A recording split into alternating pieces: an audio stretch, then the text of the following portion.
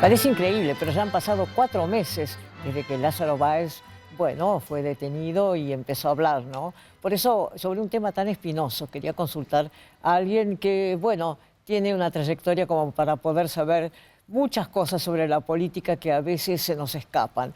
Por eso, Julio Bárbaro, muchas gracias por haber venido. Ustedes saben que Julio Bárbaro fue diputado nacional, secretario de Cultura e interventor del Confer. No me olvido de nada, ¿no? Bueno, ¿cómo ves ahora Báez hablando mal de la expresidenta? Magdalena, a mí, yo fui diputado en el 73. Los 70, el viento de la historia era la violencia. Sí. Y era el único tema. Yo fui diputado en ese tiempo, la corrupción no existía ni como tentación. Era otro mundo, era la revolución. Y vuelvo en el 83 y aparece el operador económico. Aunque Alfonsín era otra cosa, pero ya la idea de la intermediación entre el poder económico y el político está presente en la Cámara. Hay personajes que son intermediarios del poder. No son la idea, son la comunicación. Y Néstor, que fue mi amigo, tenía una concepción de que el poder era el dinero. Y te lo decía, lo discutía. Bueno, él decía que el dinero era necesario incluso para poder gobernar, ¿no? Hay un amigo que siempre me recuerda una discusión con Néstor donde yo le decía, el poder es la conciencia. Y él me decía, el poder es la plata y no hay otro. Bueno, en ese pensamiento generó lo de Santa Cruz. Hay una cosa muy atroz, que es cómo disfrazan después el poder de derechos humanos y progresismo. Cosas que no fueron nunca en la mala, en la difícil. Bueno, es lo que te iba a decir. Yo no los recuerdo, así como Néstor y Cristina, después todo era Eve, todo eran las abuelas. Yo no los recuerdo en ninguna marcha, no los recuerdo presentando ningún habeas corpus, tampoco como abogados. No los recuerda nadie, porque no lo hicieron, no es que no lo recuerden. Claro. Ni ellos ni Zaffaroni. Zaffaroni era un juez de la dictadura.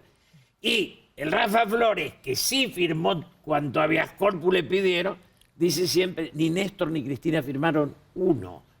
Y cuando se fue, eso Oraldo Brito lo recuerda, cuando fuimos a Santa Cruz a pedirle una mano, ellos se corrieron. Ellos eran la derecha y los negocios. Bueno, estaban muy ocupados, tengo entendido, con la 1050. Con la 1050. ¿No? Pero rematando las casas que la gente no podía pagar. ha sido atroz la forma en que hicieron el dinero para llegar al poder. Por eso, un poco deslumbra que haya quienes adhieran a la causa del kirchnerismo como si fuera una causa respetable. Fue la ambición en estado puro. Quizá también, Magdalena, esa ambición es la que caracteriza la etapa que vivimos como realidad, ¿no? El rico es como el ganador, el vencedor. Yo cuando era joven no había ninguna admiración por el rico. No, yo diría que había admiración por el sabio, ¿no? Yo diría, nos peleábamos por Marechal o Borges. Yo siempre digo que un dolor de la Argentina es que Borges y Discépolo no se hayan podido encontrar. Porque uno es Borges, pero también es Discépolo.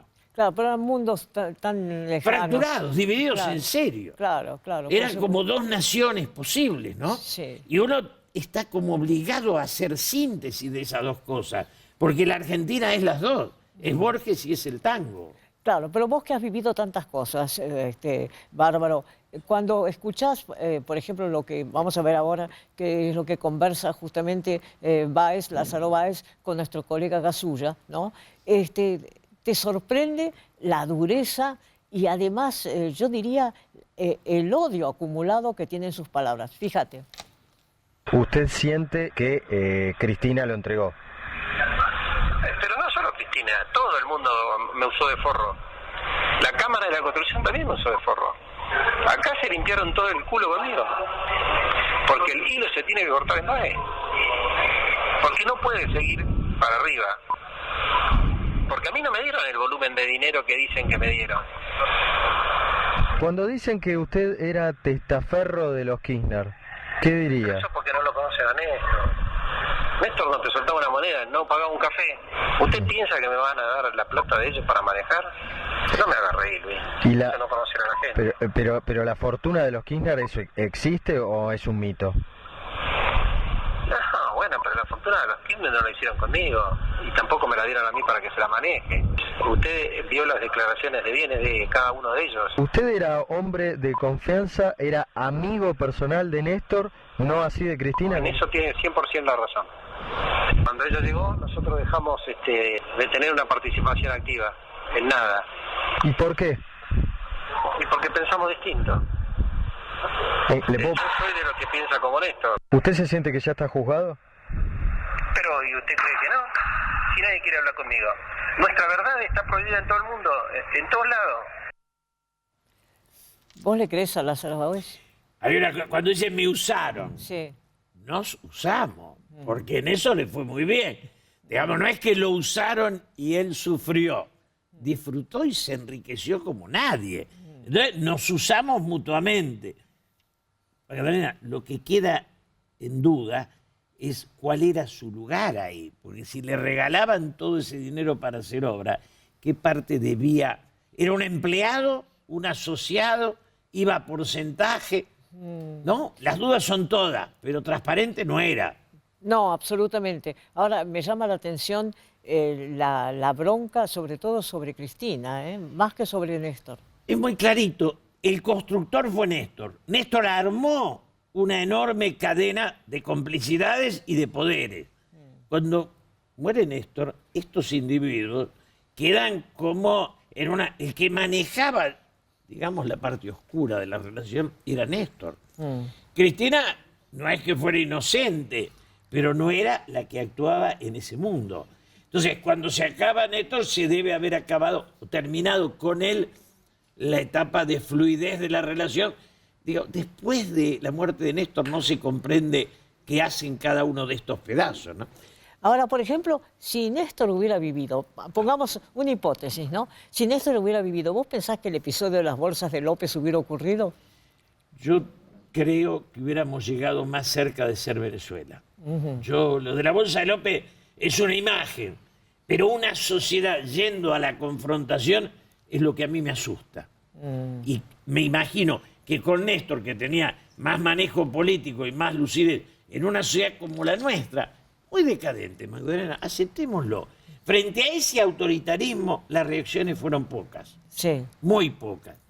Y entonces, si Néstor no se los llevaba a Dios, no sé si no nos llevaba a una Venezuela, a una cercanía a esa atrocidad. ¿Vos pensás que, por ejemplo, el juego y la droga fueron elementos ya muy contundentes en aquel momento? Bueno, yo con el tema juego lo discutí con Néstor. Yo estuve siempre ideológicamente contra el juego. Y yo digo siempre, Magdalena, yo estaba y discutía con él, y él asumía que cada tragamoneda de Palermo le retornaba $80 por día. Está claro esto. Si esto no es corrupción, claro. O sea, donde hay juego hay dinero negro. Néstor casi duplicó el juego de la Argentina. No, además trajo una costumbre, no me puedo extender, pero trajo una costumbre muy terrible, que la ves en Palermo también, que son los jubilados jugando en las maquinitas. La ludopatía es una enfermedad. Perón nos mandó en el 74 a votar en contra del juego. Y el kirchnerismo era, digamos, donde hay juego hay corrupción, hay ambición desmesurada. Es lo más rentable que hay. Después del juego la droga. Es casi un escalón anterior, pero todo eso es decadencia. Una última cosa, Julio. Aprovecho ya que estás acá y que sos tan amable. ¿Vos pensás que Cristina va a ir presa? No lo pienso. Si yo tuviera que elegir, creo que la soledad es peor castigo que la cárcel. La cárcel permite victimizarse. El abandono de la sociedad es asumir las limitaciones que uno mismo tenía. Bueno, muchísimas gracias. Y seguimos con la verdad al desnudo, que hoy realmente no nos enorgullece, nos entristece, yo diría, pero tenemos que tocar estos temas y vos también tenés que estar enterado, vos que sos joven de pronto y que te faltan ciertos conocimientos de haber vivido, por ejemplo, lo que contó Bárbaro. Bueno, anótalo, ya seguimos.